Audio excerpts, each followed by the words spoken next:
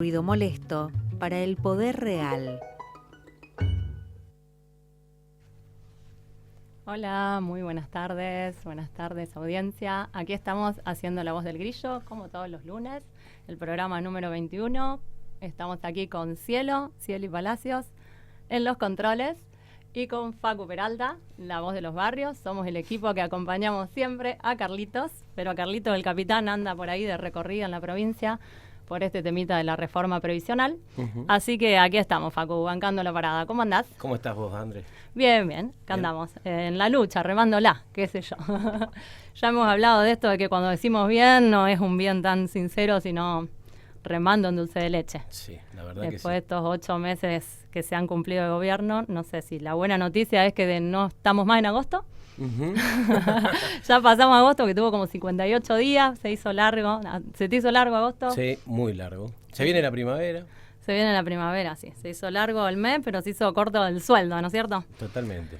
Así que, bueno, ahí le vamos a meter. Va a estar Griselda haciendo internacionales, como siempre. Va a estar Marcos hablando de fútbol, Marcos Brodoloni.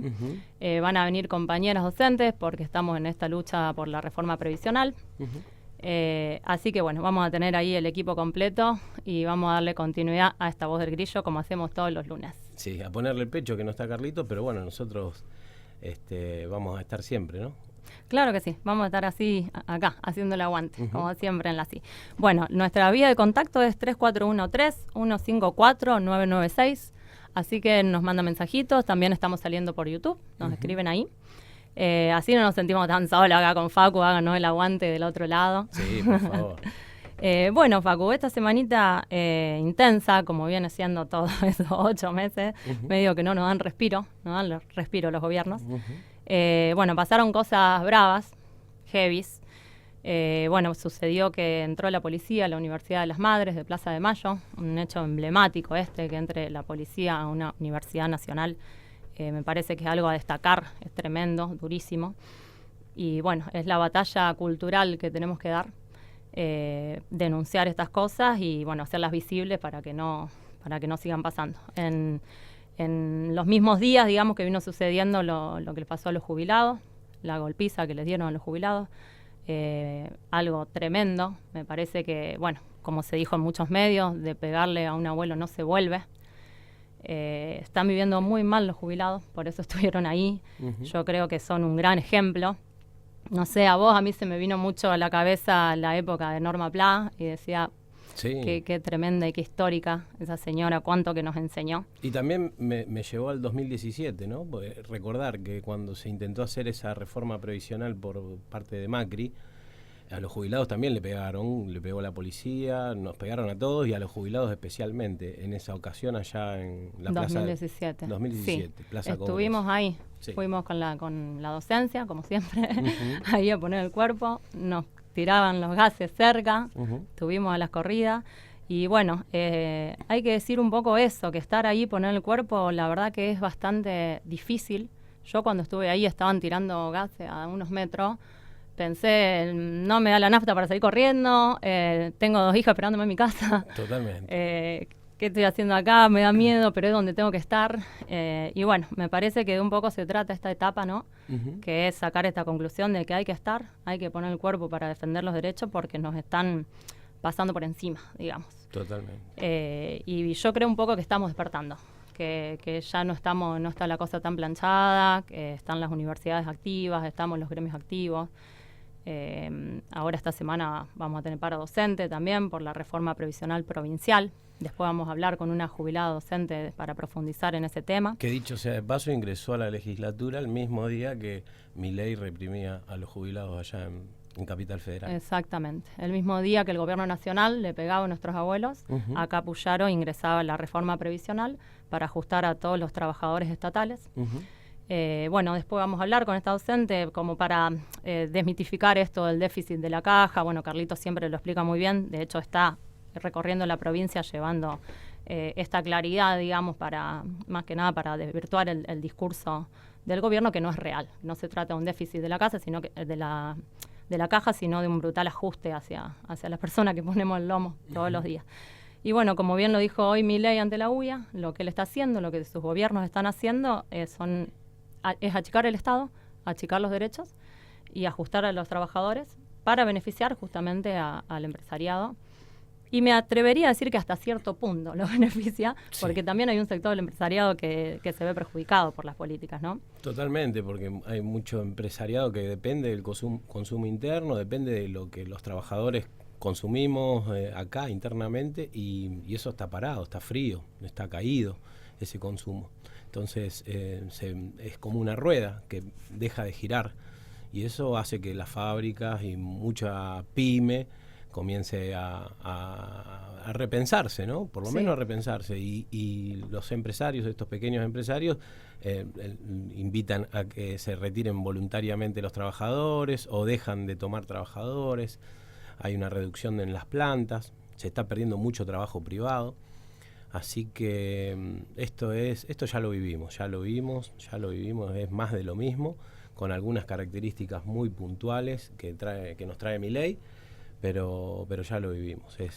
Sí, es la continuación y la profundización de las políticas que se comenzaron a implementar primero con la dictadura genocida y después en la década de los 90, vendiendo gran parte de nuestro Estado. Y bueno, esta es una profundización, ya el remate, diría yo.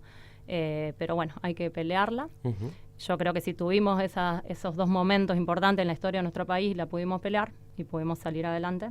Como todo en la historia tiene avances y retrocesos, y bueno, esta es la etapa que nos toca.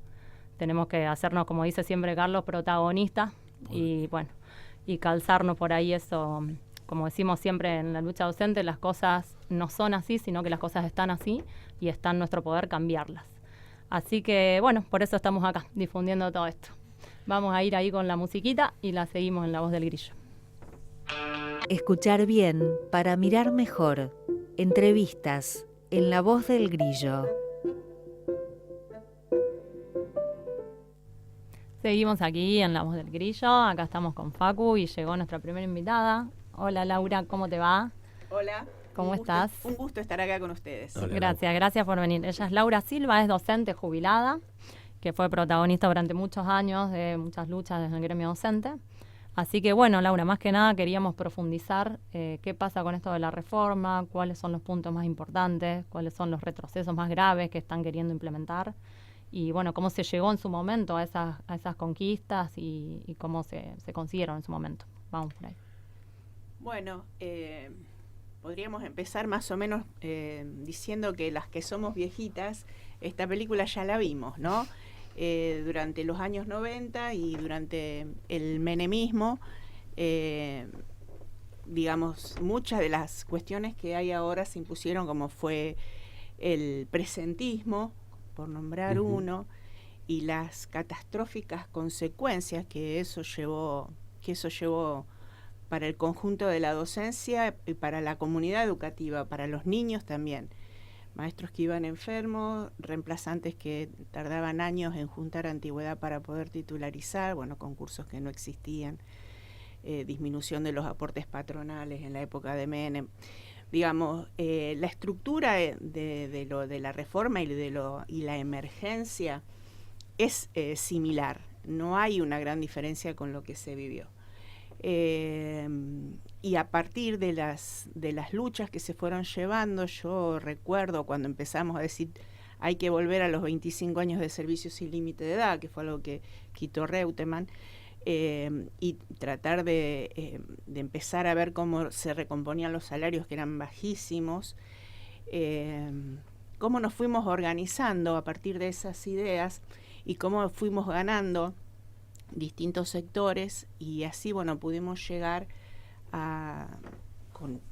hicimos miles de movilizaciones, hicimos paro y pudimos lograr, si bien no llegamos a lo que queríamos, que era el 25 años de servicio sin límite de edad, logramos los 57 años para las mujeres, los 60 para los varones, lo que nosotros llamamos el 2x1, que cada 2 años que se agregan a la edad o a los aportes se pueden compensar, y esas bueno han sido, y obviamente el 82%, que ha sido una conquista impresionante que ha permitido una vejez un poco más digna para los maestros jubilados, ¿no? Y una bandera también política de muchos sectores que la han presentado en otras provincias y a nivel nacional como algo muy importante, ¿no? El 82% móvil, digo, cuando hubo elecciones nacionales, Wiener fue candidato a presidente, se hablaba del 82% móvil como la panacea, que no digo que sea la panacea, pero es algo superador de lo que sucede en otras provincias, y hoy por hoy lo estaríamos modificando a eso, ¿no? Por eso es tan difícil, sobre todo para la gran cantidad de compañeros que votaron por Puyaro, con la historia que tuvimos de las conquistas. Debe ser bastante complejo para estos compañeros entender que Puyaro está tan alineado con el gobierno nacional y que, digamos, tiene ese doble discurso que por un lado pareciera como que le quiere hacer frente a Milei y después acepta absolutamente todo. La verdad que con que no saludarlo en la Bolsa de Comercio al señor presidente sería como que no estaría alcanzando, ¿no? Digamos que está en su mano ir para atrás con la reforma, porque la reforma no es necesaria. Esta reforma de hecho, no es nos necesaria. explicaba el otro día Carlitos que dio una charla sobre para aclararnos, digamos, el panorama de en qué consistía esto, que el déficit no es tal, porque si tan solo Puyaro le reclamase al gobierno nacional lo que nos adeuda y lo que nos quitó, directamente se subsanaría ese déficit. Entonces, bueno, es una mentira, es parte del mismo ajuste que como vos decís, está alineado, digamos, en la misma sintonía. Mira, un par de números nomás, Sí. me gustan los números, que los traje por acá. Sí. Si los puedo encontrar, sería bárbaro.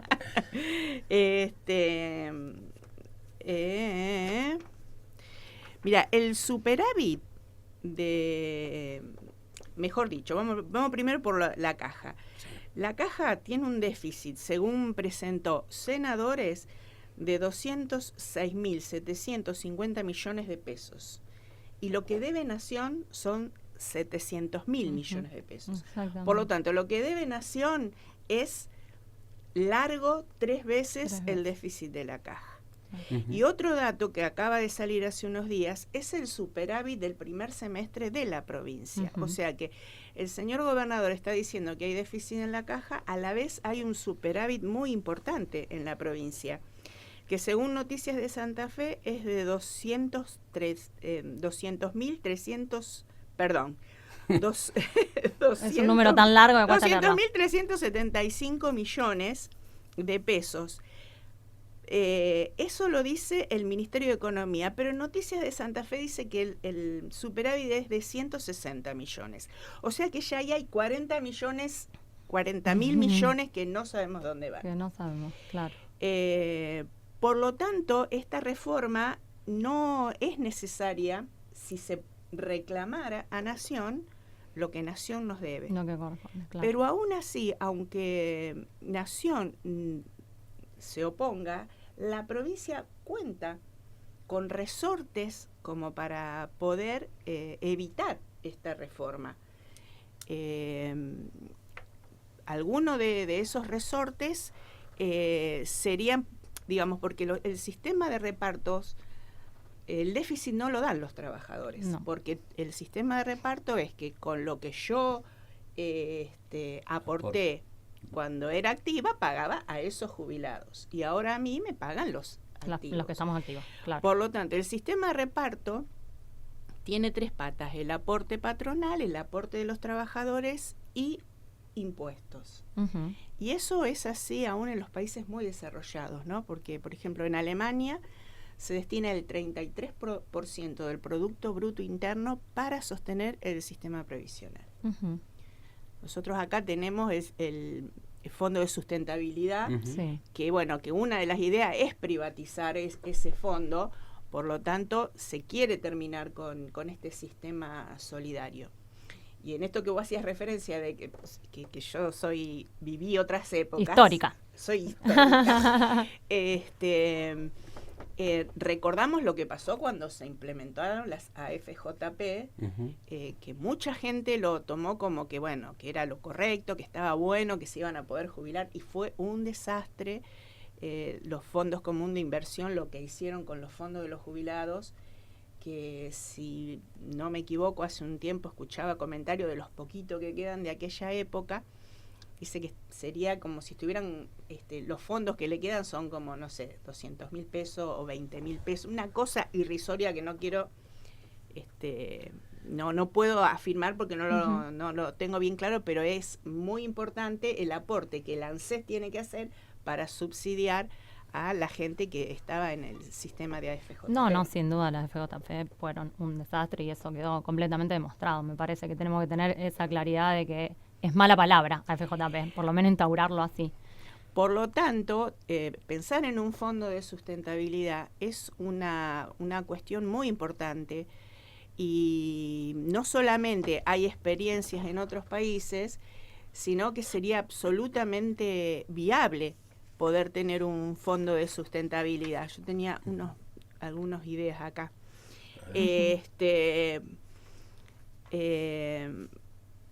Un tema importante en relación a lo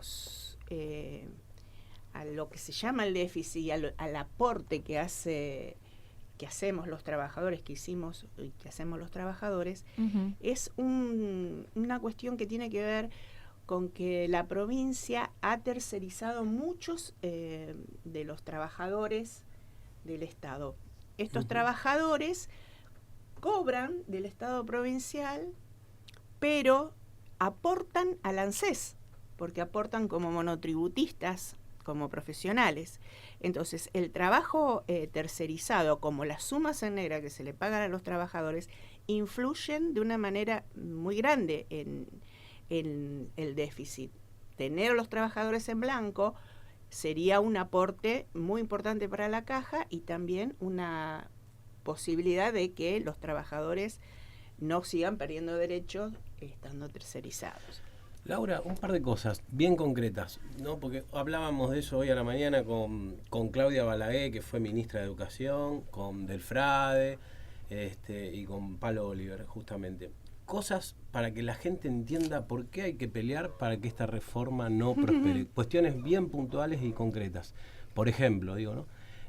¿A qué edad se va, con esta reforma, a qué edad se pasaría a jubilar una docente, por ejemplo? Se piden 30 años de servicio. Si vos pasás, pero si pasás los años de servicio, podés descontarlos. No podés descontarlos de la edad. Tenés que tener... claro, se elimina esa compensación. Exactamente, digamos. Se elimina esa compensación. ¿Y afectaría principalmente? Afectaría principalmente a las mujeres. Exacto. Que en principio se nos quitan los 3 años, porque nosotros nos jubilamos a los 57 años, sí, y los varones 30 de servicio, claro. Exacto. Y eso se quitaría. Y ahora nos jubilaríamos, si esta reforma prospera, que esperemos que no, con un 76. Si te querés jubilar a los 57, te jubilarías con un 76. Para jubilarte a los 57 tenés que tener los 30 años frente al grupo. Hay cuestiones que no están claras, porque en eso va a quedar un sector importante de docentes, como pueden ser los bibliotecarios, todo lo que son los psicólogos, los equipos interdisciplinarios, preceptores, los preceptores, todos esos sectores que no están frente al grupo se verían perjudicados también por esto.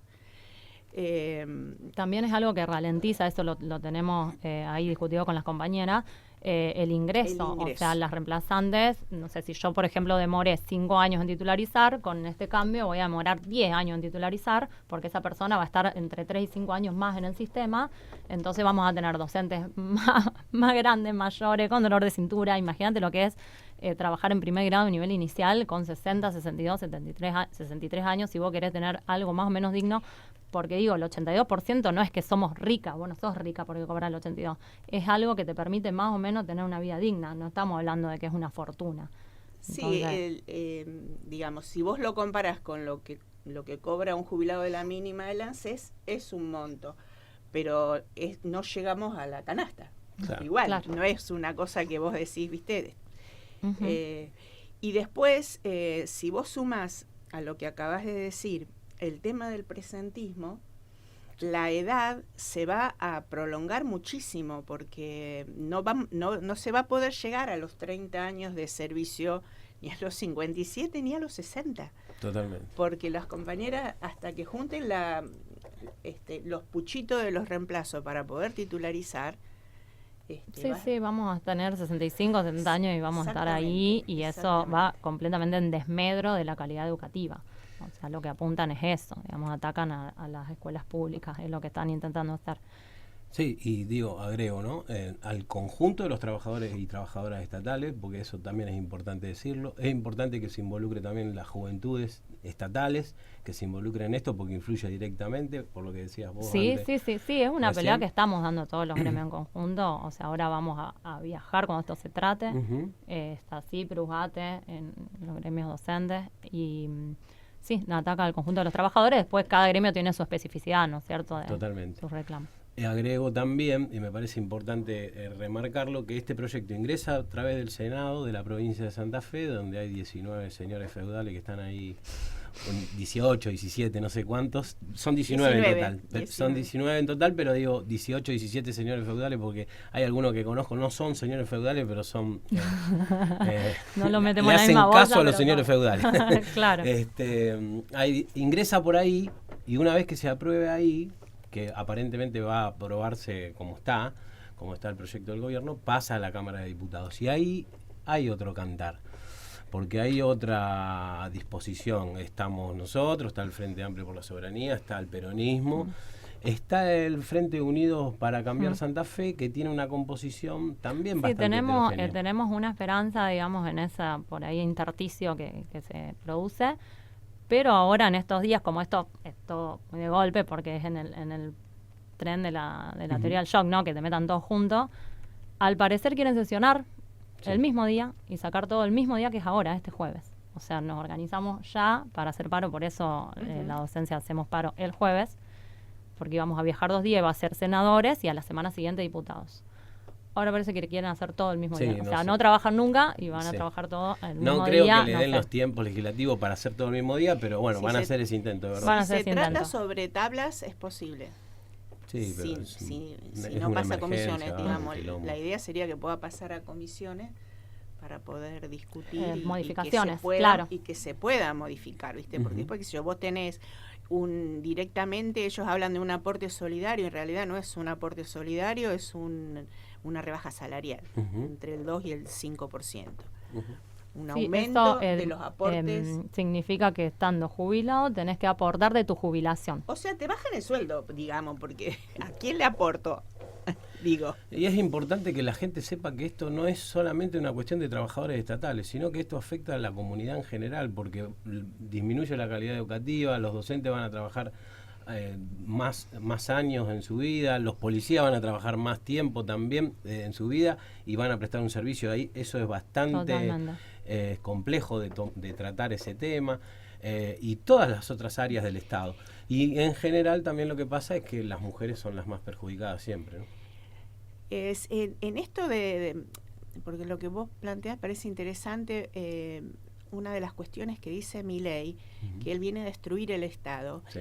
Y en realidad, ¿qué parte del Estado? Sí. Porque, digamos, aparecen todos estos proyectos y todo lo que ha sido el ataque a la educación, el ataque a la investigación, el ataque a las universidades, y por otro lado quiere poner un fondo de 100.000 millones de pesos para gastos reservados para exactamente. Entonces, sí, por ¿qué eso parte no es, del Estado quiere, claro. qué parte del Estado quiere destruir y qué parte del Estado quiere sostener? Sí. Entonces, que aclare lo que decimos siempre acá con el FRA es justamente eso, no es que vienen a destruir el Estado, sino que vienen a garantizar que el Estado esté en función del servicio de las mayorías. Del servicio de las mayorías, y ir fortaleciendo aquellos aspectos del Estado que están para reprimir las luchas que se puedan dar en función de las necesidades y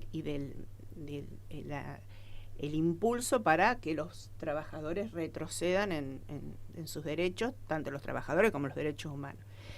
Y en relación a lo que vos decías de las mujeres, la baja de la edad, que haya una diferencia entre la edad jubilatoria de varones y mujeres, no es porque las mujeres somos más débiles y no podemos trabajar tanto, sino todo lo contrario. Esa diferencia de edad es el único reconocimiento económico que tenemos por el trabajo de reproducción de la vida, de las tareas de cuidado y las tareas de reproducción de la vida, digamos, ¿no? Porque parece que da lo mismo que nosotros nos embaracemos, demos la teta y cuidemos a las infancias, parece que da lo mismo en el cuerpo de una trabajadora y no da lo mismo, es por eso que... Hay un deterioro en el cuerpo y también hay un aporte invisible al Producto Bruto Interno, que es el costo que tienen todas las tareas de cuidado y de las tareas domésticas que cumplimos, que si lo tuviéramos que pagar, digamos, es un monto muy importante. Dice que es más importante que lo que se produce en comercio, la cantidad de horas que producimos las mujeres. Por lo tanto, esto es un ataque particular a las mujeres, el tema de la baja de la edad jubilatoria. Totalmente. Bueno, Laura, muy claro. La seguimos y nos vemos en la protesta, en la calle, como siempre. Seguramente. El jueves en Santa Fe. El jueves en Santa Fe. Estaremos ahí poniendo el cuerpo. Gracias por venir.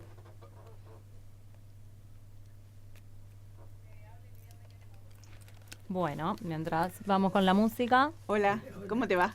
Vamos a escuchar Paralamas, que es una canción histórica. Y hablando de los 90, es un poco noventosa, ¿cierto? Bastante.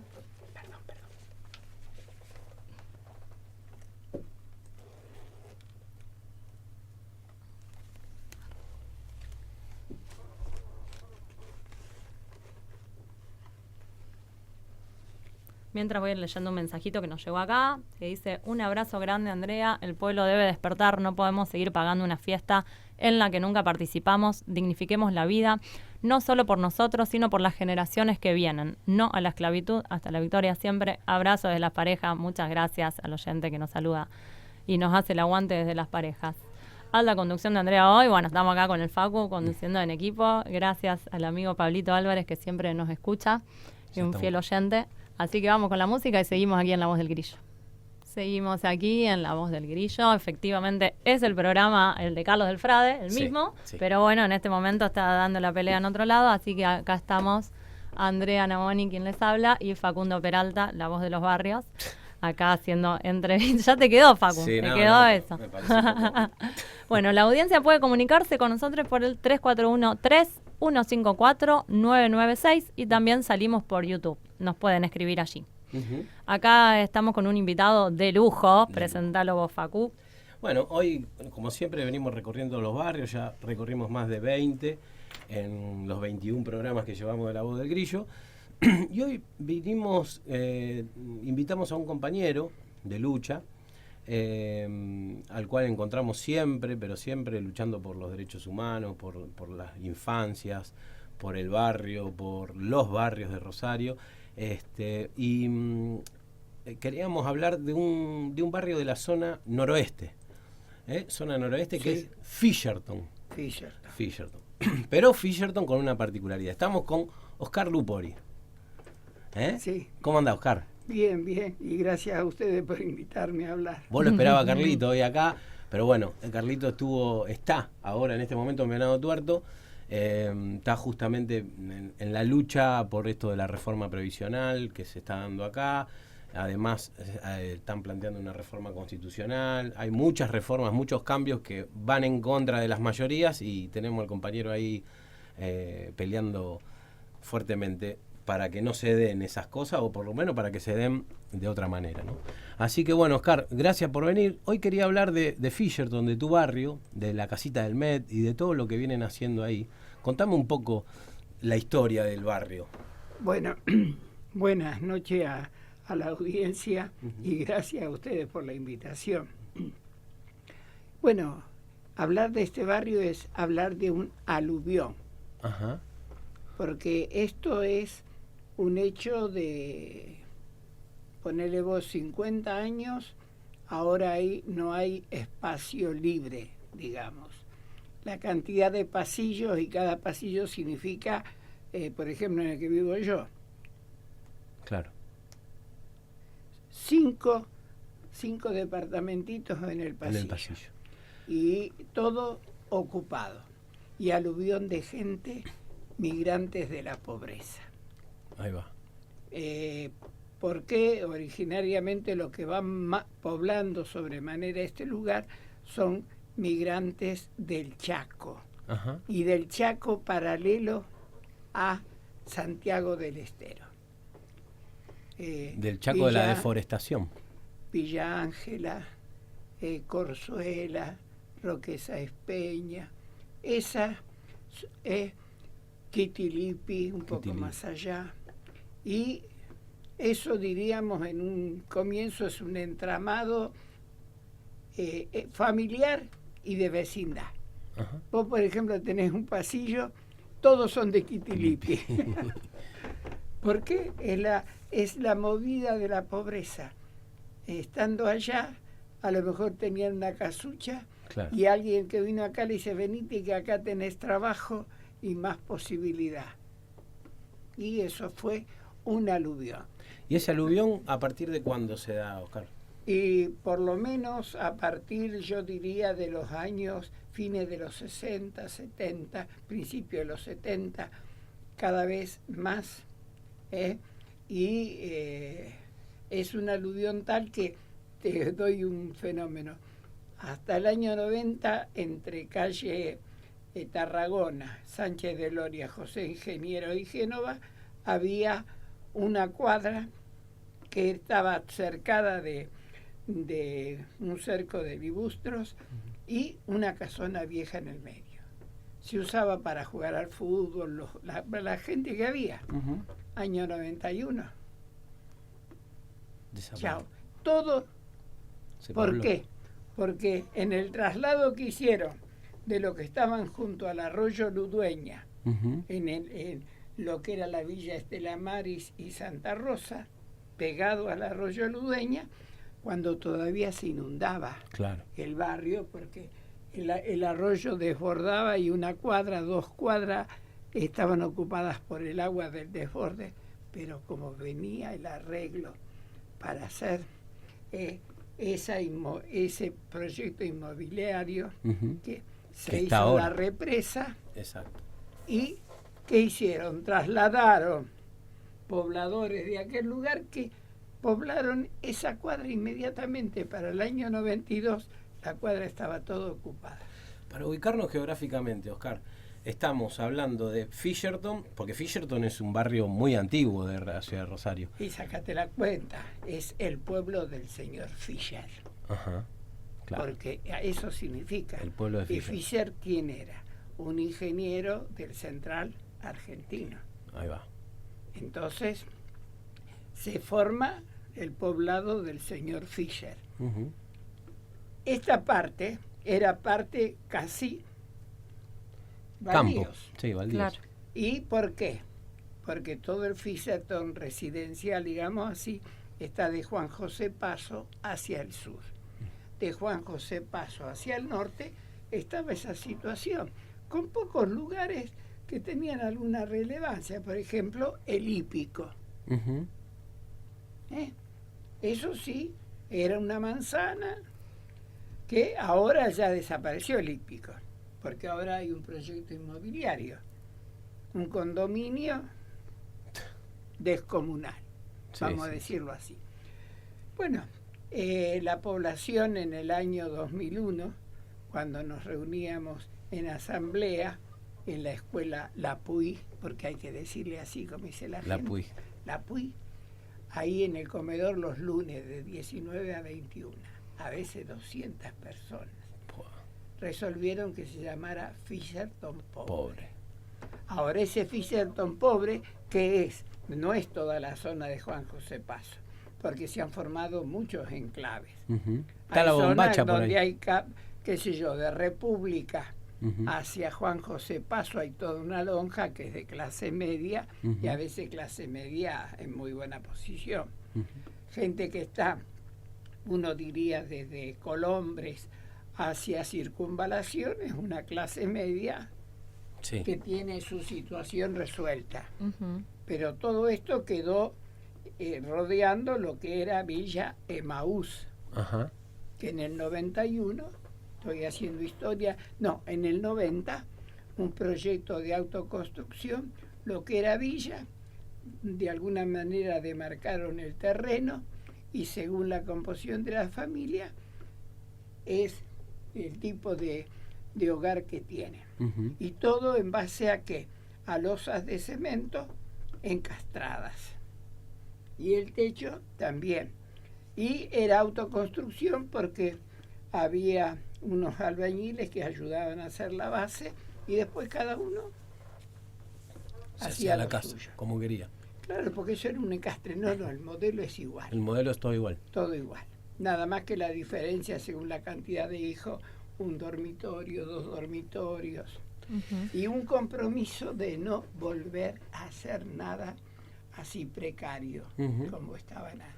Oscar, y tenemos en este barrio, más allá de que pasaron los años, se fue cambiando su composición o se fue modificando, arrastramos los problemas de un barrio que no tiene ningún servicio prácticamente. Te digo, sí. Es un barrio que a partir de los años 91, 92, las calles son todas con mejorado, con asfalto de mejorado. Cunetas, eso sí, cunetas.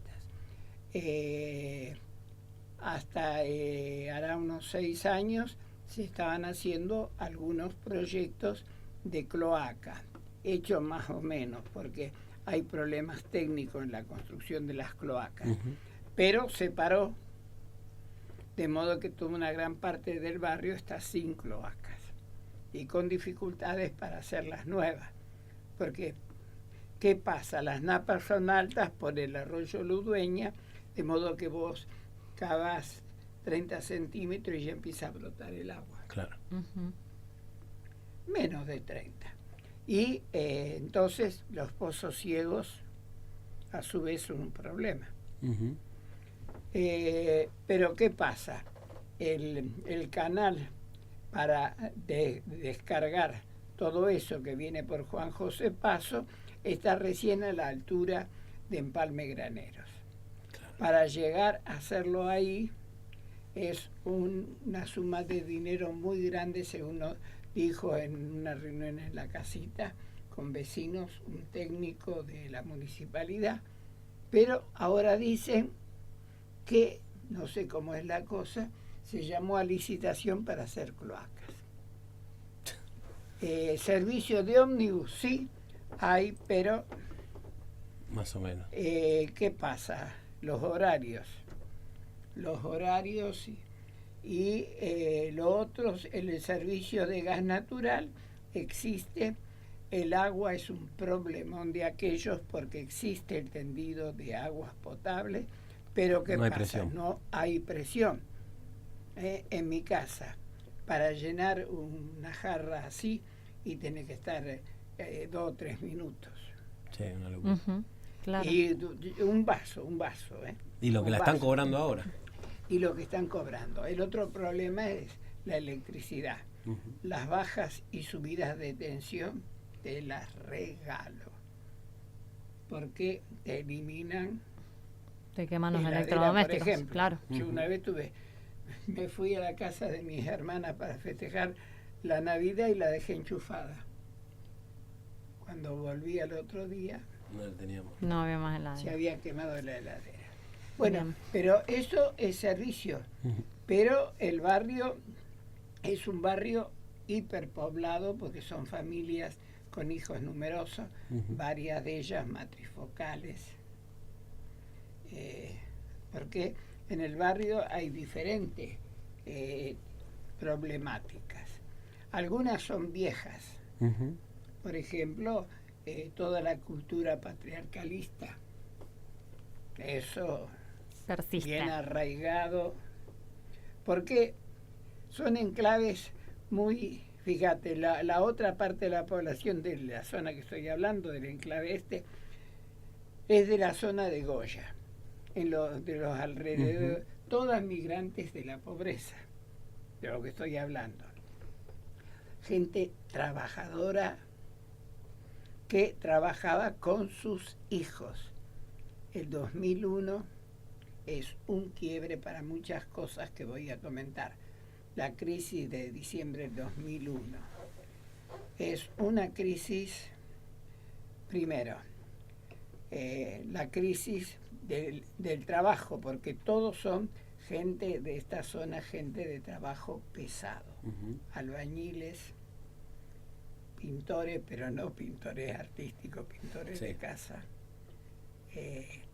arregla jardines, poda de árboles, pocos empleados en fábrica, de modo que muchos viven de la changa o trabajan la mayoría informalmente. Entonces, y con la característica de esto, ¿qué pasa a partir del 2001? Los hijos que se solían enganchar con el padre casi siendo adolescentes, a partir del 2001 no solamente los padres quedan con menos trabajo, sino que los hijos quedan desempleados. ¿Con qué consecuencias? Ahora vienen las consecuencias. Para los padres, ese quiebre de la época de los 90 con Menem desempleando gente, ¿qué significó? Esos trabajos pesados requieren reponer fuerza, energías rápidamente. Que te venga un hombre que salió a las 7 de la mañana para trabajar de albañil y volvió a las 5 de la tarde a la casa. ¿Cómo está ese hombre? ¿Qué hace? ¿Cómo recupera energía? ¿Un tetrabric barato o un porrón? Claro. Pero ese padre, en el 2001, no solamente se sintió lastimado como macho, disculpen el término, pero hay que decirlo así. En su rol de proveedor. De proveedor frente a la mujer que seguía pudiendo prever, porque no solamente ahí trabajaba el varón, sino la compañera, que habitualmente, ¿qué? Limpieza de casa, de oficinas, de modo que ella tiene, ya que hablaban ustedes antes, tiene doble trabajo. Claro. Es la que tiene que atender a los hijos, atender al marido cuando viene molido y trabajar. ¿Qué pasó en esos años? ¿Quién era la que salvaba algo de la casa? La mujer. Cuando desde la asamblea conseguimos como 30 y pico de planes de jefes y jefas de hogar desocupados, ¿quiénes eran las que más se empleaban en esos lugares? Las mujeres. Los varones deprimidos, y dale más a un sustituto que es el alcohol, que te hace sentir bien un rato. Sí, es más difícil para los varones lidiar con esa impotencia. Esa impotencia más algún, no mucho, gracias a Dios en el barrio, pero algún suicidio. También. En cambio, las mujeres tenemos muy arraigado la carga del cuidado, entonces y salvaron esos 2 años de fines de octubre del 2001, ya cada vez acelerado, porque el diciembre es un resultado de eso. Bueno, hasta que más o menos la cosa se empieza con ese operativo de haber licuado lo que era el FRENAPO, la propuesta del FRENAPO, como la alabó el señor Duhalde, que muy hábilmente aprovechó eso, pero muy lavado. Y bueno, se fue recomponiendo, pero la consecuencia, ¿qué es? La cantidad de jóvenes sin trabajo, jóvenes con tiempo desocupado, no tiempo libre, tiempo al pedo, disculpa, tiempo al pedo. ¿Cómo sobrevivir? y la barrita de la esquina. Y la barrita de la esquina, ¿cuánto significa? Los adolescentes, la escuela y los adolescentes, el secundario. En la PUI era el centro cultural del barrio. ¿Qué pasa? Lentamente a ese supercentro cultural del barrio que contenía, era lugar de diálogo para las familias, empieza el problema que se acentúa cada día más, el problema escolar. Por más que trabajen los maestros, el problema escolar. ¿Cuántos no entran? ¿Cuántos desertan antes de concluir el 7º grado? Y de los que concluye, ¿cuántos van al secundario? Un 24, un 25, ponele un 30%. De esos que entran, ¿cuántos concluyen el secundario? Más de un 60% deserta, se va. Sí, más. Y te lo digo de lleno, en la casita, tomando mate, estaban todos muchachos y estábamos charlando y era casi final de año, hará 2 o 3 años atrás, y le empiezo a preguntar y había 2 que eran de 5º año. Uno me dice, ya acabé, digo, ¿y qué? Me faltan 2 que las llevo a previa. Pero no sé si las voy a rendir. El otro, y empiezo a preguntar, y el común que fue, estamos podridos del secundario, estamos podridos. Fíjate lo que significa. ¿Qué significa todo esto? ¿Quién es el gran operador? El gran operador en el barrio, el narcotráfico. ¿Cuánto negocio, cuántos empleaditos tiene y cuánto mueve? Los búnker. Yo ya de entrada te nombraría 3. Uno, el más viejo. El más viejo, ¿cuántos años lleva? ¿Y qué significa un búnker? El coordinador del búnker. Uh-huh. Los que operan como vendedores adentro. Los soldaditos que cuidan. Los pibes que hacen de mandadero, porque te viene un auto, sí. No va a bajar el señor o la señora. Baja el vidrio, un papelito con la plata, le trae la droga de calidad, porque el búnker es un maxi kiosco de la droga, desde la óptima calidad a la peor calidad. Uh-huh. Viene y ahí le da unas moneditas. No saben de la existencia de esos búnker. Obvio que saben. Sí, se sabe, bueno, son cosas que se saben. Los kioscos que no son búnker. Sí. Que son junto a un árbol, te comento uno, junto al árbol. Están vendiendo todo el día. Sí, donde son tienen cosas que las se saben. Bolsitas en una rama del árbol, abajo de algunas hojas caídas del árbol. Con que sí, lo que denuncia siempre es Farade, que se sabe, y la complicidad entre los gobiernos y el poder policial, ¿no es cierto? Uh-huh. Pero bueno, es algo que hay que profundizar y para seguir. ¿Por qué? Porque hay no solamente profundizar por lo que significa. Porque, ¿qué es? Es el empleador. ¿Cuánta gente tiene empleada? Entre los búnker, los pasadores, los que hacen delivery, porque sí. Trasladan en bicicleta, con mochila y algún taxi, a domicilio, el encargue. Sí. ¿Cuánta gente tiene? Pero además de eso, ¿qué es? Es prestamista. Entonces vos tenés una necesidad, caso de una persona, 10.000 pesos al minuto. Claro, es como el acceso fácil. Después, ¿qué significa? Te tienen atado con cadena. Totalmente. Porque es la salida fácil y la salida efectiva. Y aunque devuelvas, ¿cómo? Vos necesitas un remis rápido para ir a tal lugar y no tenés cómo. Vos sabés lo a quién podés tocar, resolver efectivamente. Y en unos minutos tenés el remis que te lleva. ¿Cómo quedás? Maniatado. Totalmente.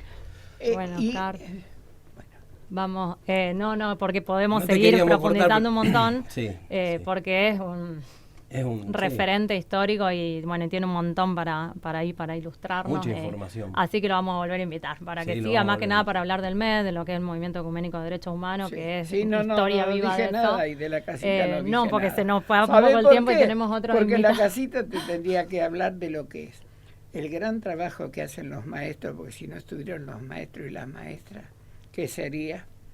Pero ¿cuál es la cantidad de dificultades escolares de los chicos? Me imagino. Para apoyo escolar primario tenemos entre chicos y chicas unos 60. Ahí va. Bueno, Para por ahí apoyo de secundario, que eso se hace por llamada telefónica y conveniendo horario, ¿cuántas personas?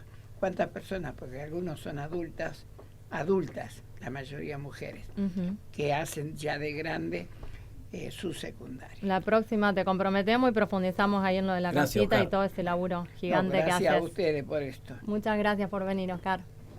Seguimos con la música y la tanda. Voz del Grillo.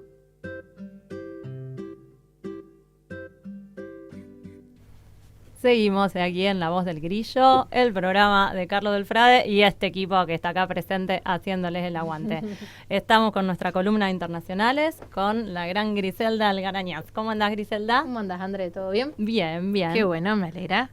¿Qué contás? ¿Qué se cuenta de bueno por el mundo? Ay, no sé si hay muchas cosas buenas por el mundo, pero no, está bueno, hay que ser optimista.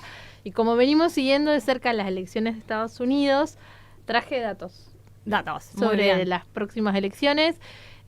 Ahora el 10 de septiembre viene un debate entre Kamala Harris y Donald Trump. Y la verdad que ha hecho un repunte bastante interesante Kamala Harris. Según los últimos sondeos y algunas proyecciones que se están haciendo, están dando como una suerte de empate.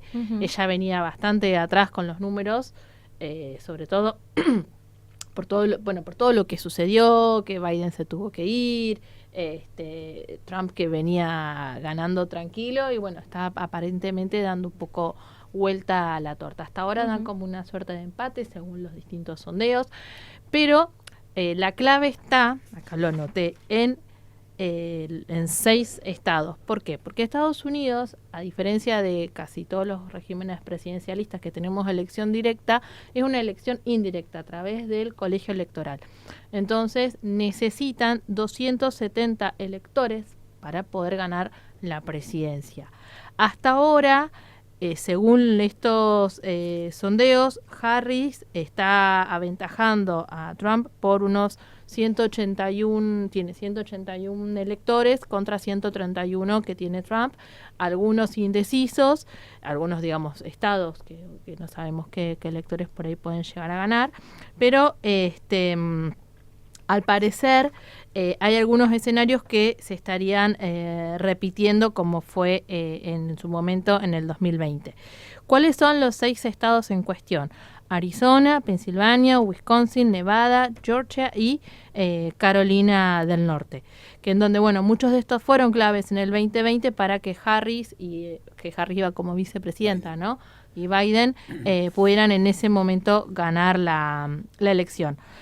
Harris viene mejorando sus números en estos primeros 5 estados que acabo de mencionar, pero todavía quedan algunas dudas para Wisconsin, para Nevada, en donde hay una inclinación para ella, pero bueno, después hay que ver qué es lo que puede llegar a pasar ahí. Y Carolina del Norte y Georgia tiran un poco más para el lado de Trump. Como les decía recién, se necesitan 270 electores. Teniendo en cuenta este escenario que se viene contando, ella actualmente tiene vamos a usar ese verbo, 257 electores. Por eso es que, bueno, justamente ahora se viene el debate. Ella está como midiendo todo milimétricamente, qué va a decir, qué no va a decir, porque Trump ya tiene eso, o sea, ganado por ganado, o sea, ya se sabe cuál es el público de Trump. Ella tiene que, digamos, como que seducir a algunos de los electores, sobre todo esto, poder ganar los electores, porque no importa si tiene la mayor cantidad de votos. En su momento, Hillary Clinton había sacado mayor cantidad de votos, pero no la mayor cantidad de electores, entonces había perdido la elección. Eso puede suceder en los Estados Unidos. No lo termino de entender yo. O sea, lo entiendo, pero sí, me gustaría que se graficarlo de alguna manera. Yo acá justo no lo pude imprimir, pero mira, hay un... O sea, en un estado. Cada estado tiene X cantidad de electores. Entonces, hay algunos que siempre son, mira, por ejemplo, fíjate, ahí hay un mapa. Hay algunos estados que son claves, por ejemplo, Florida, que bueno, Claro. ahí suelen ganar, Tiene por ejemplo, 30. los republicanos, sí, bueno, el estado de Nueva York, o estos que te mencionaba recién. Entonces, Pero estos 40, por ejemplo, los 30 electores de Florida. sí, Si gana por Trump, un voto, por un voto se, se lleva lo los lleva 30. todos Trump. Esa es. Entonces, por eso es que Qué no... injusto. Claro. Sí, ese es el problema. Y eso pasó en su momento con esto que les decía recién, con Hillary Clinton, que había sacado más, tenía muchísimo más votantes, pero no llegó a los electores. Claro.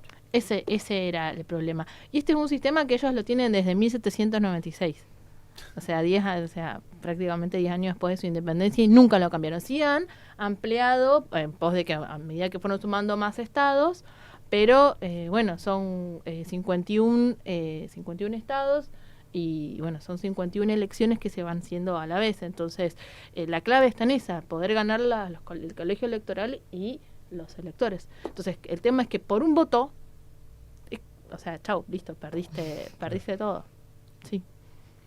Entonces, hasta ahora, bueno, los sondeos los van dando así como Bastante empatados, parejo. sí. ¿Y eran cuándo las elecciones? El 5 de noviembre. No Ujú. falta mucho. Ah, más cerca de fin de año. Más Ahí cerca de va. fin de año. Pero bueno, recién estábamos hablando con Sapi hacia dónde está girando el mundo y hay como, digamos, ahí puede haber un faro. Que no es lo mismo que gane Kamala Harris. No o es que lo mismo, gane- es un mal menor, claramente. Sí, desde ya sea ideológicamente, cómo está planteada ella, cómo ve el mundo. Igualmente los demócratas siempre fueron más mirando para afuera y son más pro guerra que los republicanos. Sí. Debemos decir eso. ¿Ah, sí? Sí, Ah, mira. sí. Eso es así. Ajá. Pero bueno, después en un montón de cosas más son más progresistas, podría Sí. decirse. Así Claro. que bueno, vamos Así a que ver un qué... futuro abierto. Sí, este año. sí. Vamos a ver qué es lo que pasa. La pregunta que uno se hace y que yo siempre me hago con las elecciones de Estados Unidos, de las que nosotros siempre debatimos y hablamos tanto, es ¿qué nos cambia a nosotros con uno y con el otro? Esa es la pregunta que siempre me hago, porque muchas veces uno dice, no, yo soy hincha, quiero que gane este. Sí, Y en después realidad... digo, ¿qué cambia para acá en Argentina. Nosotros no somos un socio estratégico de los Estados Unidos, eso. en todo caso el que lo mira con mayor vehemencia es México, bueno, Canadá y por ahí, bueno, algunos países de América Central por la cuestión de la migración. Claro, Ujú. claro. Es Eso ese sí, el problema. eso sí. Pero nosotros no somos estratégicos para los Estados, somos parte del patio trasero. Pero bueno, no deja de haber disputas y bueno, tradicionalmente siempre fue como el territorio de América del Sur y el Caribe y todo eso fue territorio de interés prioritario para Estados Unidos, Claro. más que nada para salvaguardar su seguridad, ¿no? Entonces, bueno. No, y más allá de eso, de lo que yo digo, de en cuánto puede influenciar en nuestra vida, seguro que siempre es mejor que gane el que es menos de derecha. Sí, al menos aquel que es más empático, que trata Sí, de otros dónde discursos está. también que generan Por eso, otros por imaginarios eso. culturales Claro, No, también. sin o sea, duda, en sin este duda. caso, si gana Trump y Milley, digamos, están en No, una no, misma por eso sintonía. no quiero, corazón. no quiero minimizar la cuestión en Eh, cuanto a, claro. a lo que deseo, Claro. pero siempre me pregunto eso de... Sí, que después en lo Pero concreto sí, no. por ejemplo, para los organismos internacionales y demás, sí, se necesita el aval de los Estados Unidos. Entonces, contar con el apoyo de Trump en su efecto, digamos, Ujú. al gobierno actual de turno le conviene Le eso. conviene. Sí, Claro, sin duda. sí. Entonces, Él dice que Claro. junto a Trump es la persona más famosa y más importante del mundo. Se En su autopercibe. vida. se autopercibe así. Prefiero que se tenga que vincular con Kamala, ¿no? Digo, me parece que sería interesante. Sería interesante. Sí, No, Sí.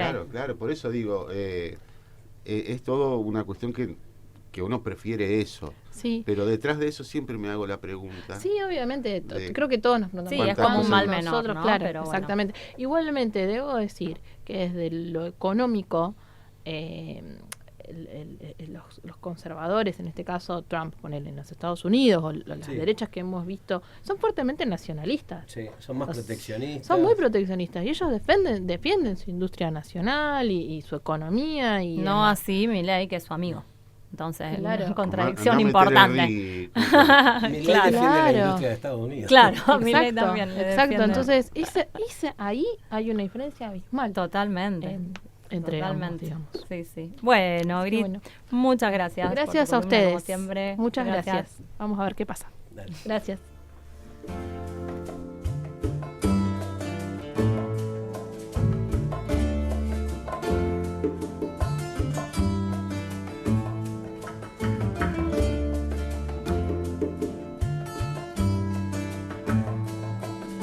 De Alto Cedro voy para Marcané, llego a Puerto, voy para Mayarín.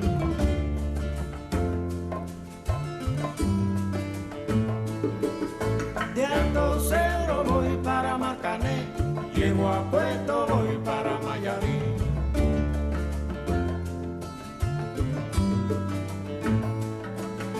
De Alto Cedro voy para Marcané, llego a Puerto, voy para Mayarín.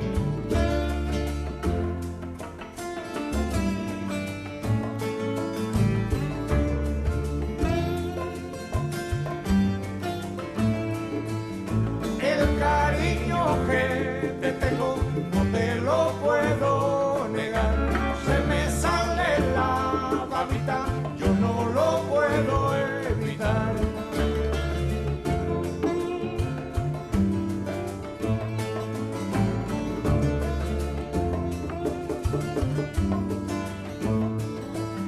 Cuando Juanica y Chan Chan en el mar servían arena, como sacudí el jibe, a Chan Chan le daba pena.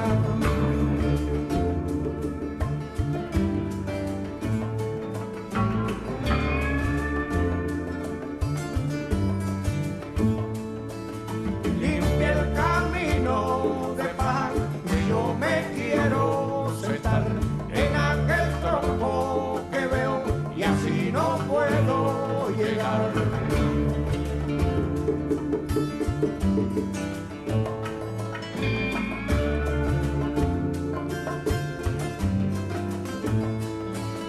De Alto Cerro voy para Marcané, llego a Puerto, voy para Mayarín.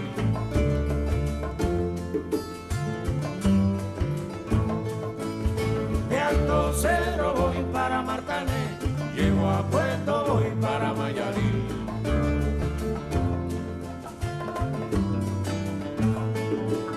De Alto Cerro voy para Marcané, llego a Puerto, voy para Mayarín.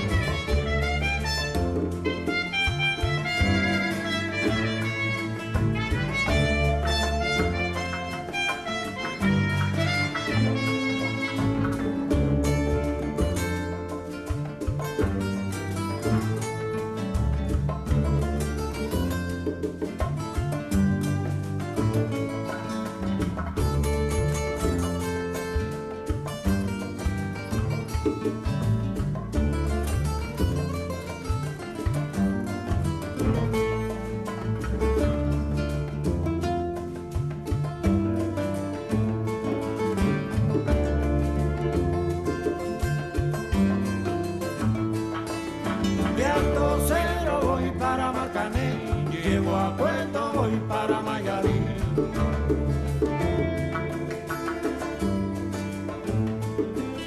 De Alto Cedro voy para Marcané, llego a Puerto, voy para Mayarín.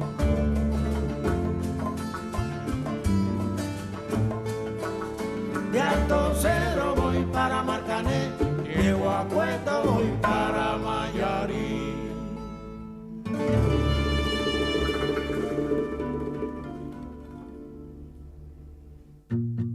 Cancha chica del fútbol, cancha grande de la realidad. Fútbol, en la voz del grillo.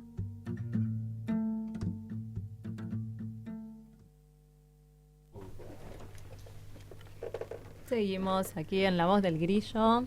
el programa que conduce Carlito del Frade, pero hoy no está luchando por otros pagos, así que estamos el equipo. Los clubes, el origen de Están los clubes. muchachos hablando de fútbol ya, porque llegó El origen de algunos clubes. Hace muy feliz. Marco Brodoloni. ¿Qué le estaba preguntando, Sapi?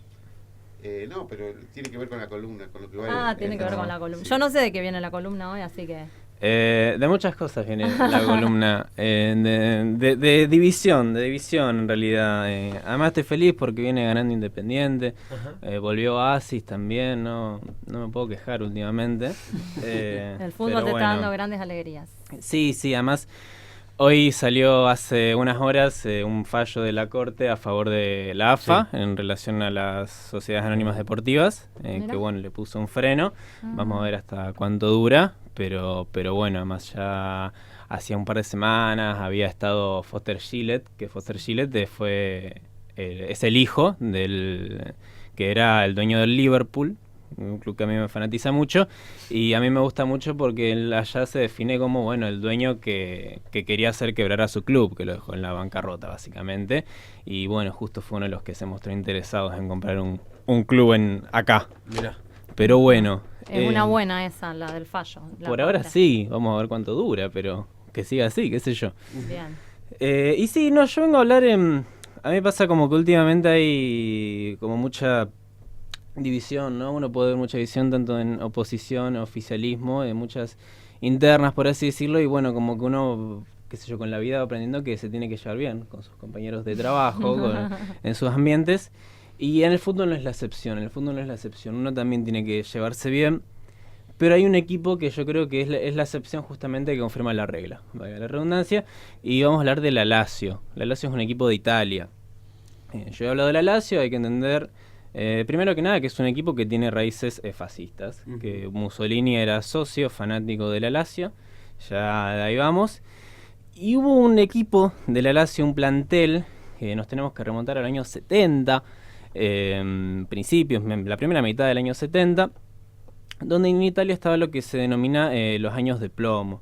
Los años de plomo principalmente, bueno, era una cuestión de plomo, ¿no?, de la bala, que había muchos atentados, era moneda corriente que la derecha organiza atentados, digamos que diga que lo hizo la izquierda, y en base a eso justificar un estado así más autoritario, entonces era moneda corriente.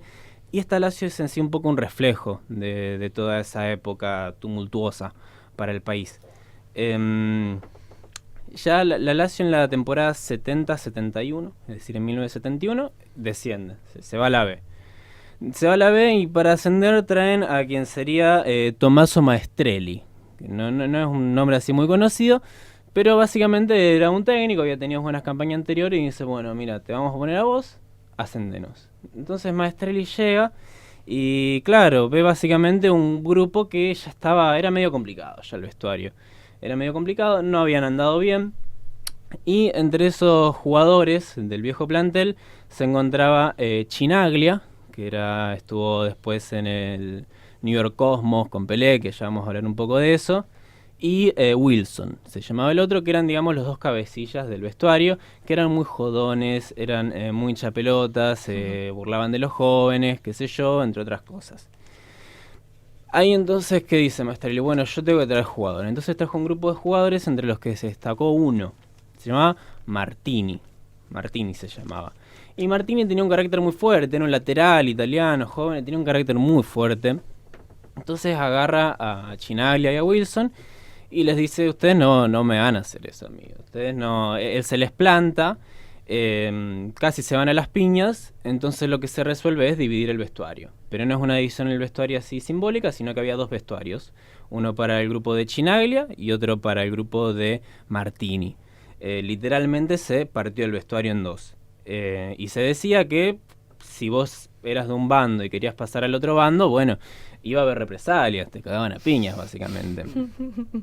Pero hasta ahora, claro, la particularidad de este equipo es que andaba muy bien. Andaba tan bien que ascendió, a la temporada siguiente fue subcampeón, por una historia básicamente que se lo empataron en el último minuto, y ya la tercera temporada salió campeón de la Liga, de la Serie A, que era un hito para el equipo, para el club, fue su primer scudetto.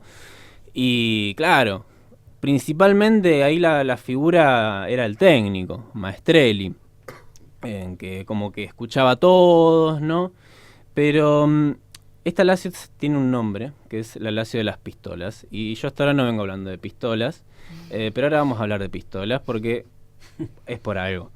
En primer lugar, lo que sucedía es que Petrelli, que era el central, se dice que él traía consigo su arma, creo que era una Magnum, y él era una persona que no le gustaba apagar la luz de forma tradicional, así que gastaban mucha plata en luces porque él le tiraba un tiro a la bombita para apagar la luz de la habitación.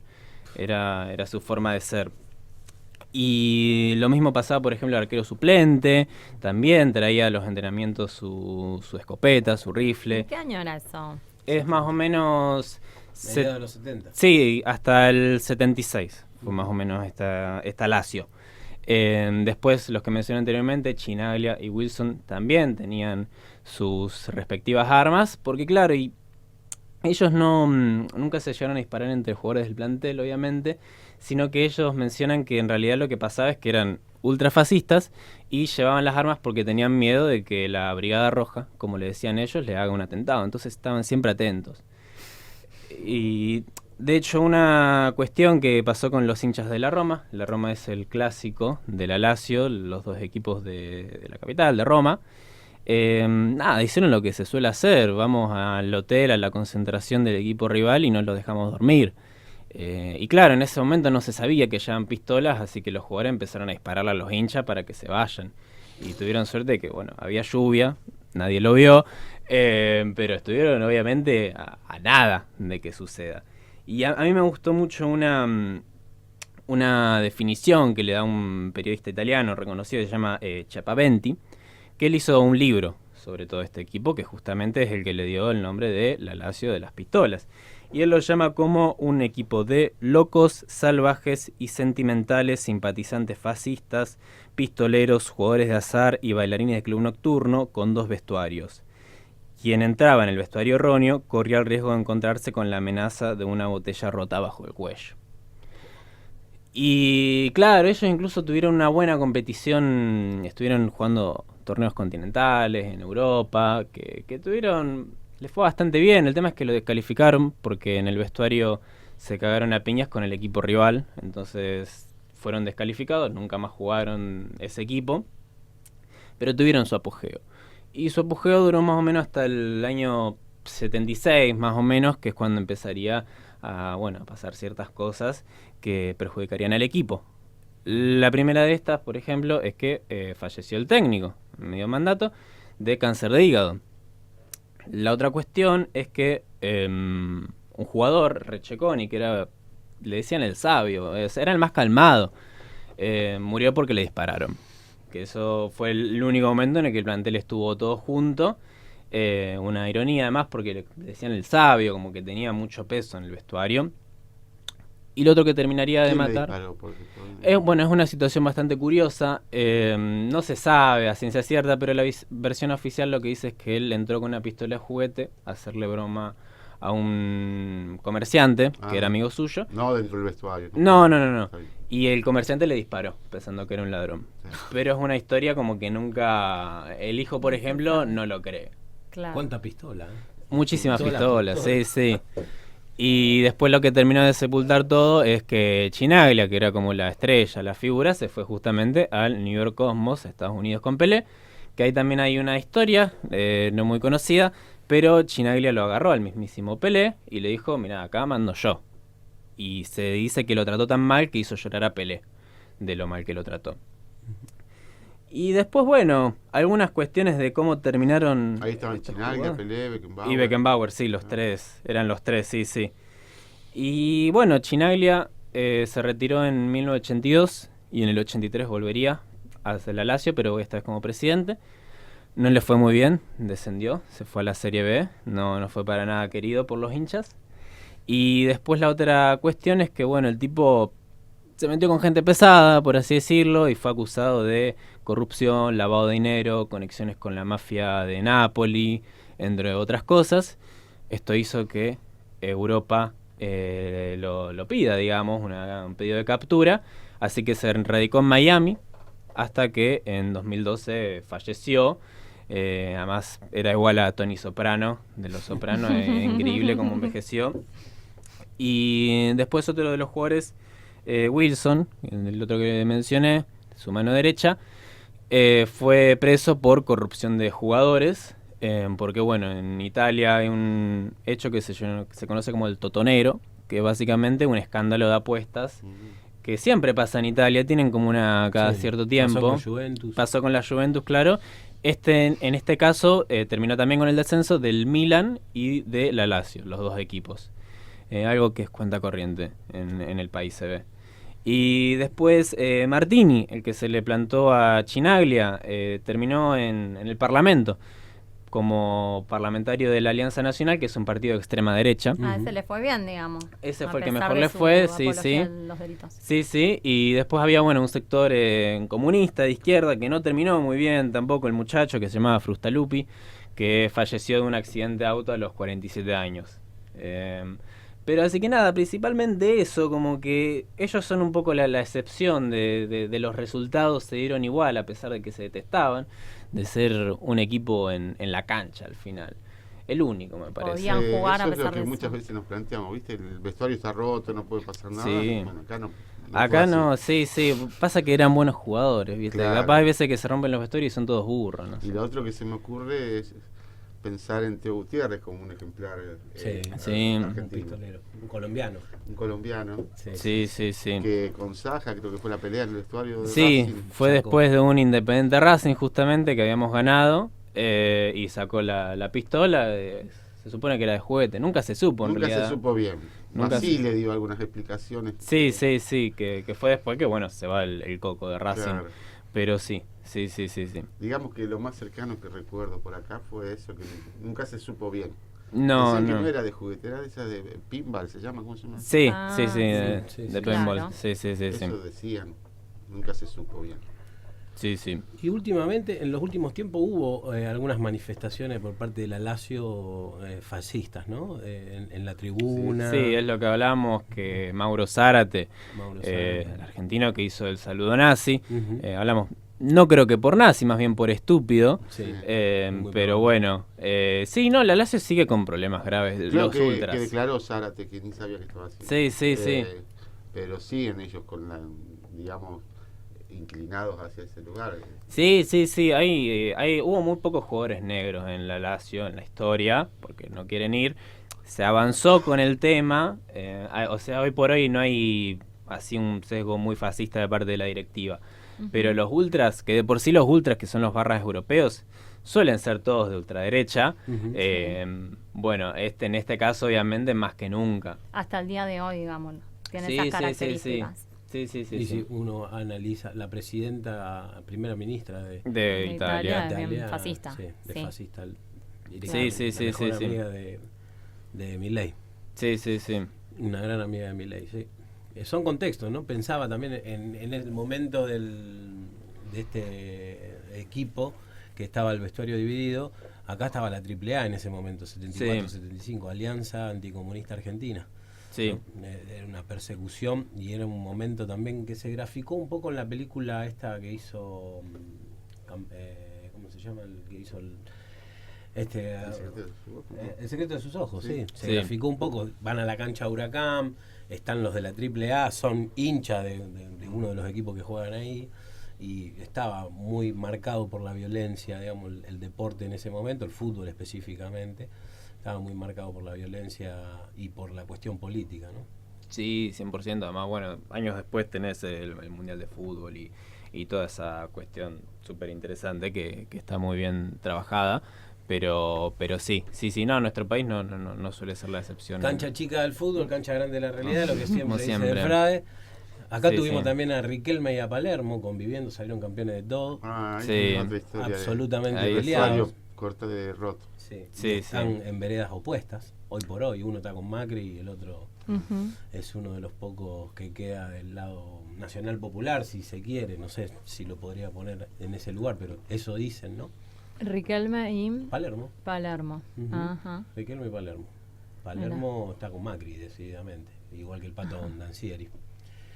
De ese Boca, hermoso Boca que se ganó todo. Bueno, Sí. es un vestuario bastante dividido que pudo sortear eso, pero también estaba Bianchi que hacía de Maestrelli, ¿no? Sí, obviamente. Usualmente cuando pasan esas cosas, si no tenés un técnico que más o menos pueda apaciguar las aguas, es complicado. Pero sí. Probablemente haya más ejemplos todavía Sí. de nuestro fútbol, pero bueno, son más los que abundan que salen mal al final del día. Pero sí. Tampoco garantiza nada estar unidos. Nosotros tenemos un vestuario bastante unido y no es que nos vaya muy bien. Cuando digo nosotros, me refiero a nuestros dos clubes. Ah, sí. No sé el de Newell's si está muy unido. Ah, ¿no? No sé, la verdad no lo sé. Pero el de Central supongo que Creo sí. que está todo bien, ¿no? Sí, supongo que sí. Igual No le va mal a nos Central. cuesta todo igual, pero bueno. No va por ahí el éxito, digamos, pero bueno. No, pero eso sirve, sin duda. En cualquier grupo humano. Que esté más unido, Claro, claro. Y sí. sí, cómo funcionan como equipo, si no. Sin duda, no vamos a desestimar eso como una virtud. Claro. Bueno, Marco. Las redes tremendo. sociales, ¿dónde encontramos todo esto? Sí, no hicimos ese trabajo, bien. Es un Bueno, buen alumno de Carlita. Soy alumno eterno. lo encuentran en mi Instagram, que es @marcos.brodo, que ahí hay un link en la biografía, que pueden entrar en ese link y bueno, va a decir columnas de radio y bueno, ahí van a estar las 8, 9. Así que sí, ahí es donde pueden encontrar todo, recapitularlo. Bueno, muchas gracias. Nos A vemos. usted. Qué maravilla. Vamos con la música y seguimos con la voz del grillo.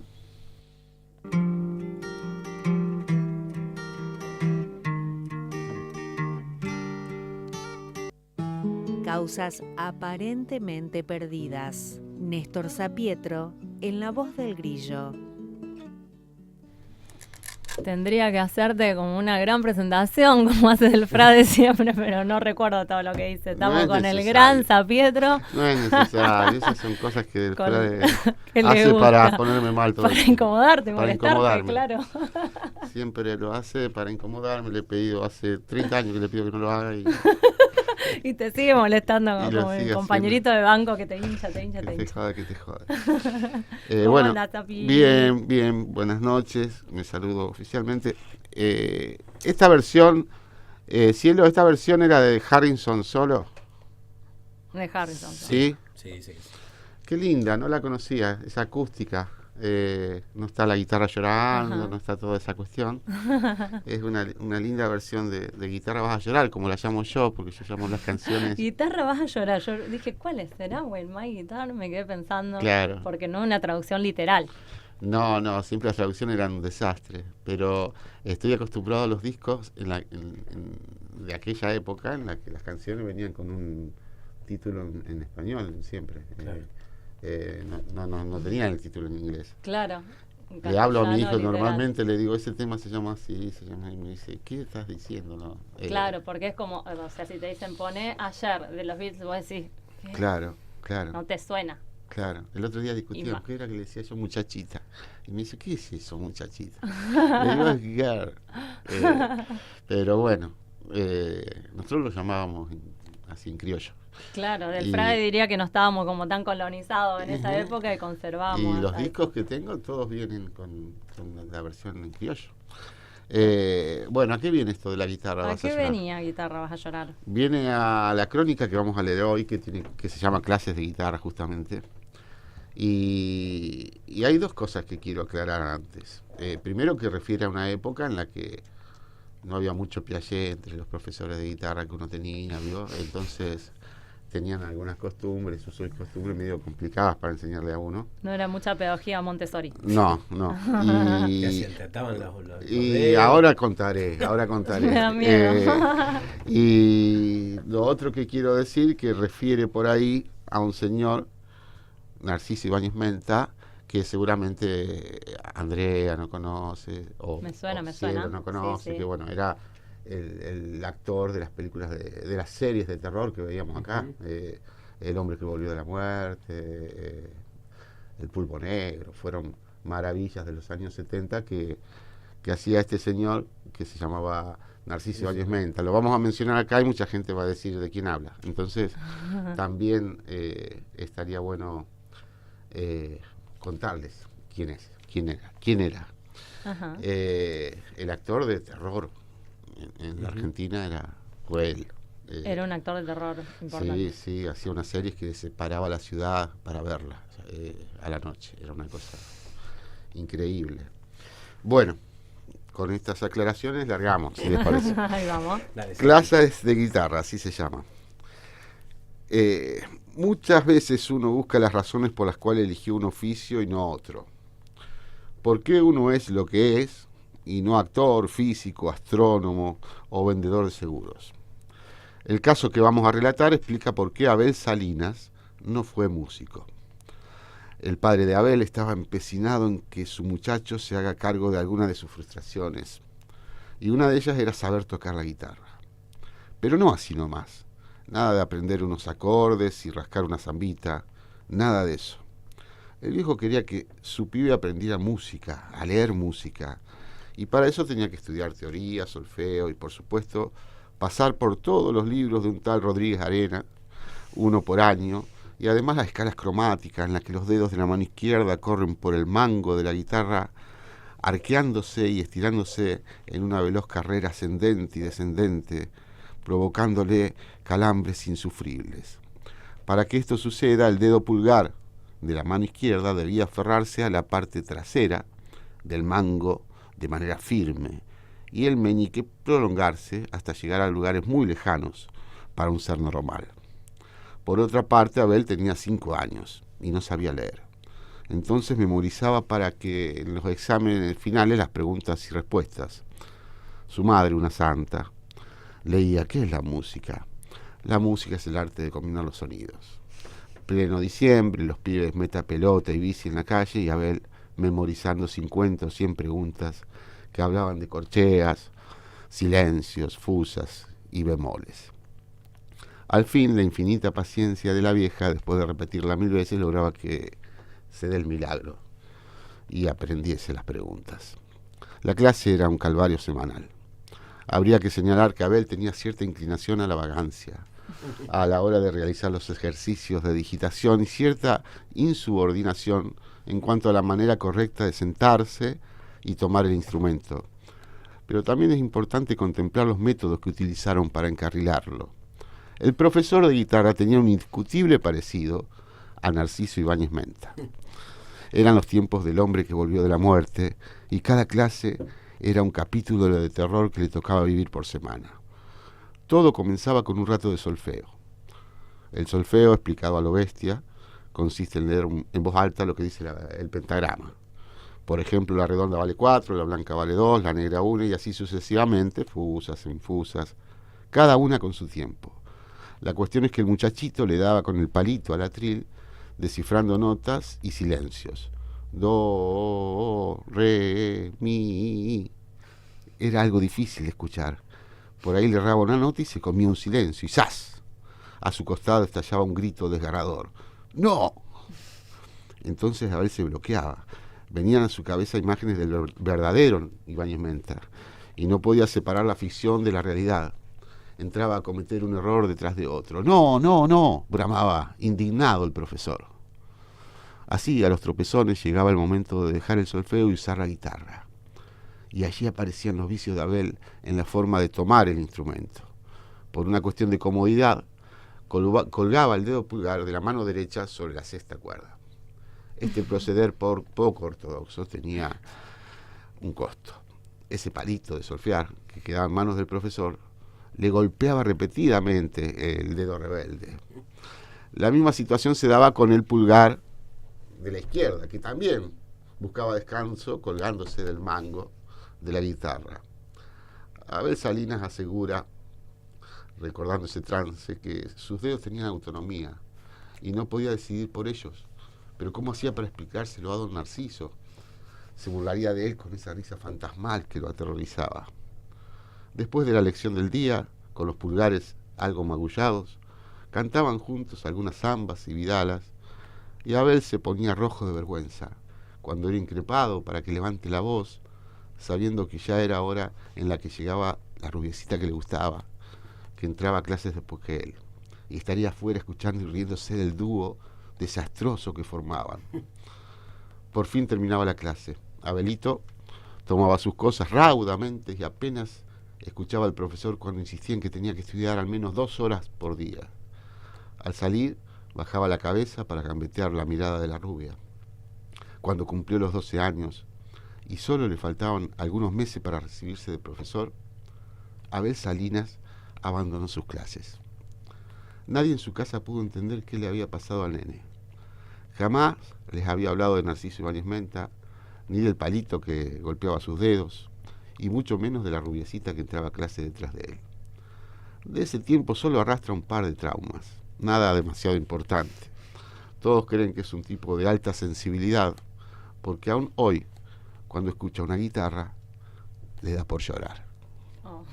Ay, pobre, es muy triste. Pobre Abelito. Pobre niño. Y de ahí la canción que escuchábamos cuando comenzaba esta crónica. Mientras la guitarra gentilmente llora, ¿no? Así es. Querido.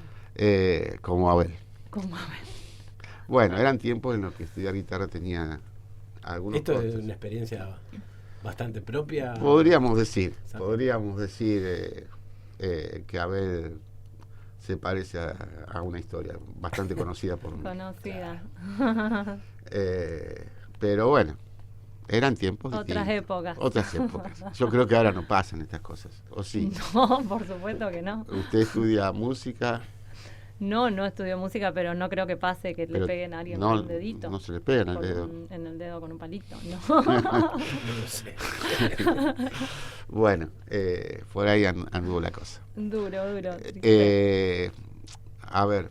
Muchas cosas a la fuerza se metían en esa época. Sí, también eso se pasaba. transformaban los zurdos en derecho. También. Diestro, sí. Mi vieja fue profesora de piano, no abandonó, pero nunca supo tocar el piano. ¿No? Lo hizo casi, no sé, como de memoria prácticamente. Claro. Es más, yo tengo un piano un órgano que me dejó porque después de grande quiso intentar retomar, sabía volver a tocar, ¿no? Pero también media obligada. Claro, pasaba eso, que por ahí papá tenía la frustración de que no pudo estudiar y mandaba al nene a que cumpla con su deseo, y el nene quería estar en la calle con la pelota y con la bici. Esa frustración. Como también estaban aquellos que amaban la música y lo hacían con placer, sin duda. Después de Abel yo me enteré que quiso estudiar guitarra, quiso hacer un montón de cosas, que se arrepintió. Pudo resignificar ahí esos traumas. Sí. Pero bueno, sabía leer todo, de tantos años que fue. Se sabía leer cualquier partitura y todo eso. ¿Tuvo algún aprendizaje? Sí, es como de la frase sarmientina de la letra con sangre dentro. Exacto. Claro. Ahora con la cercanía de la efeméride, hoy me decían, prepara el acto Sarmiento, y yo decía, no, ¿cómo hago yo para decir algo positivo a este señor, claro. ¿No? Bueno, o hay que decir también lo negativo y no lavarle tanto la cara, ¿no? Sí. No sé, ¿qué pensás vos, que sos docente también? No, yo he dicho que cuando nombramos las calles que no se animaba a cruzar, Vidal, uno de los personajes de las crónicas, cuando le tocaba, bueno, Uriburu no la cruzaba, había varias que no cruzaba, Roca, la esquivaba. Pero con Sarmiento a veces la cruzaba y a veces no, entonces según el día la cruzaba o no. Eso es lo que le pasa a Vidal. Vidal, figura contradictoria. Acá te mandan saludos, Sapi, desde las parejas. Un monstruo, Néstor, dice. Gracias, un placer escucharte. Bueno, muchas gracias. A la gente de las parejas, mirá. Bueno. ¿Estamos? No sé, ustedes son los que manejan esto. Estamos barco. Terminando este programa. Le vamos a entregar bien número 21, entregamos a horario a Código Divino. Digamos que la semana que viene va a estar del Frade. Vuelve del Frade, ya termina su gira por el interior. ¿Por dónde anda? Fue a Venado Tuerto. Está en Venado Tuerto. A hablar al sindicato, a la departamental, a hablar de la reforma previsional. Hay una reforma previsional. El jueves nos vemos ahí, Sapi, en Santa Fe, protestando, presente. Bueno, y digamos también que estuvo presente usted en la fiesta de la 625. Estuvimos en la fiesta del Aguido Hispano. Del Aguido Hispano, festejando la expropiación. Estuvimos en la fiesta que se dio el sábado pasado. Hermosa fiesta en la que los chicos estaban muy felices. Vinieron chicos de otro colegio. y se cantó mucho, había muchas bandas. En las bandas había gente que usted conocía. Tocó mi hija ahí en una banda, debutó, así que estamos muy felices, muy felices. Y además ver tanta juventud ahí, que esa era después las charlas con sus amigues, que vieron que ustedes piensan que solamente la juventud escuchan reggaetón o cosas comerciales, y mirá qué cantidad de gente, era todo Los Redondos, Spinetta, mucho rock, muchísimo nacional. rock. Sí, hermoso. Y se dio una cosa, se dio algo hermoso, que fue que los vecinos estaban arriba de una terraza, llovía el sábado. Sí, pasado. fue frío. Un clima terrible. Hacía un frío terrible. Y estaban los vecinos en la terraza bailando y cantando las canciones que cantaban los chicos en el escenario. Y yo decía, bueno, esta es la fiesta total, porque los vecinos también estaban festejando que eso va a seguir siendo una escuela pública. Entonces, estuvimos muy felices, muertos de frío. Muertos de frío. Muy felices. Pero fuimos al pogo ahí, ¿o no, Sapi? Sí, hicimos un poco con jijiji. Muy bien, muy bien. Bueno, síguenles a mí de Código Divino, por acá por la CI, y nos vemos el lunes que viene con Carlitos y todo el equipo. Gracias, de Cielo. La Voz del Grillo. Gracias.